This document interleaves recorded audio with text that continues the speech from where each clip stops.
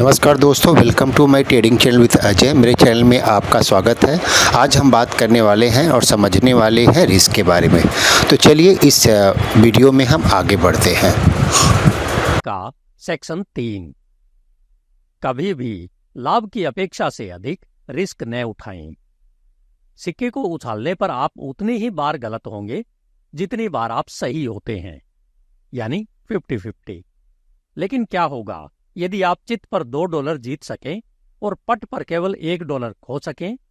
उन बाधाओं के साथ आप उस सिक्के को जितनी बार संभव हो उतनी बार उछालना चाहेंगे, है ना?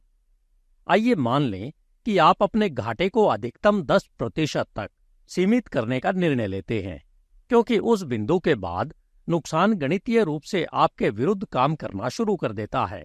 जितना अधिक आप हानि की सीढ़ी से नीचे उतरते हैं, यह उतना ही बुरा होता जाता है। अब सवाल यह है कि क्या आपने अपने रिस्क को पर्याप्त रूप से कंट्रोल किया है? कुछ ट्रेडर शायद हाँ कहेंगे कि घाटे को अधिकतम 10% तक सीमित करना सही लगता है, लेकिन वे कैसे जान सकते हैं? अधिक महत्वपूर्ण बात यह है कि यदि आप समीकरण के केवल एक पक्ष को देखते हैं, तो आप यह कैसे जान सकते हैं कि आपको अपने नुकसान को कहाँ सीमित करना चाहिए?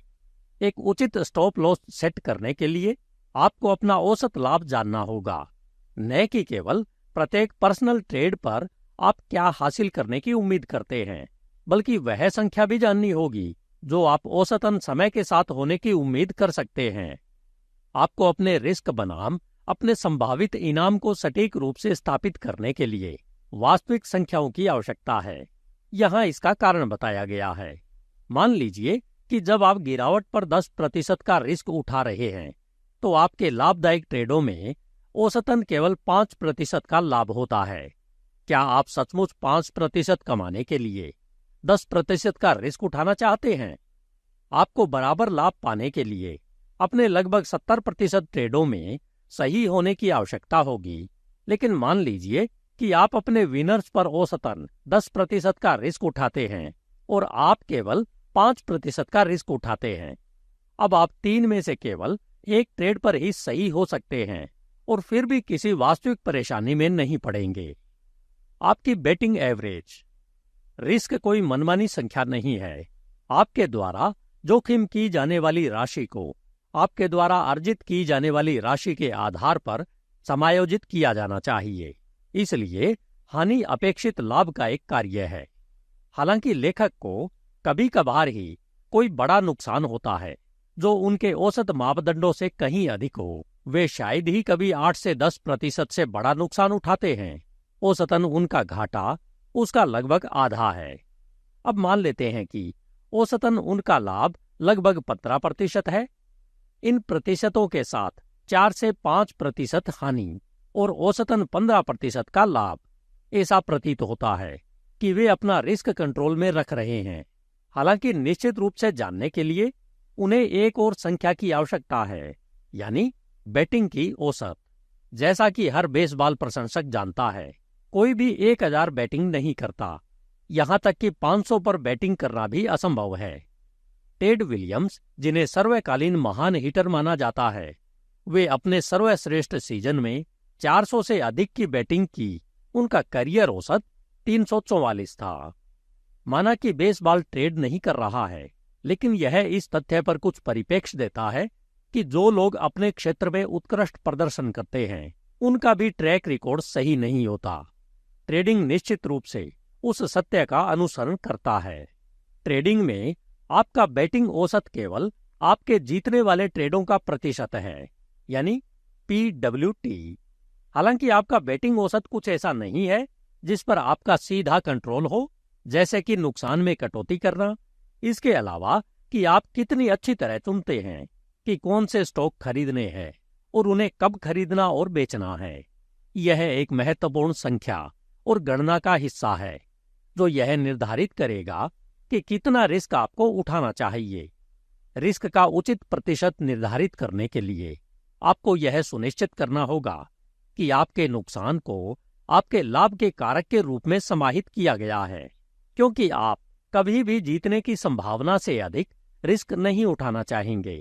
50% बेटिंग औसत पर आप जितनी बार गलत होते हैं, आप उतनी बार सही होते हैं। इसलिए 2:1 इनाम ओब्लिक जोखिम अनुपात बनाए रखने के लिए आपको इसके नुकसान को अपने लाभ के आधे तक रखना होगा। हालांकि 40% बेटिंग औसत पर समान 2:1 बनाए रखने के लिए आपके नुकसान को आपके लाभ के स्तर के 1/3 तक सीमित करना होगा।